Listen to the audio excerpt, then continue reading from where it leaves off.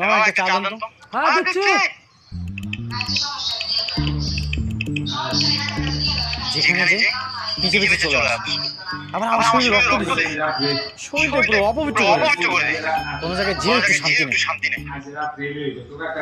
মামা এই কাপটা না দিয়ে আমাকে একটা চা দেন তো। কেন না দিয়ে দেবো, দোয়া বাসা দেখা। না আমাকে এটাতেই দিতে হবে কারণ এই কাপে আমার বন্ধুর স্পর্শ লেগে আছে। আচ্ছা ঠিক আছে বিল নেন তো।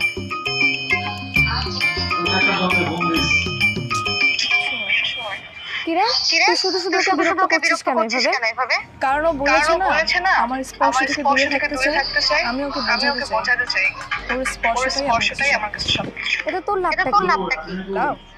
লাভটা হলো লাভ। মানে ভালোবাসা এটাও বুঝিস না? মানে তুই ওকে ভালোবাসিস?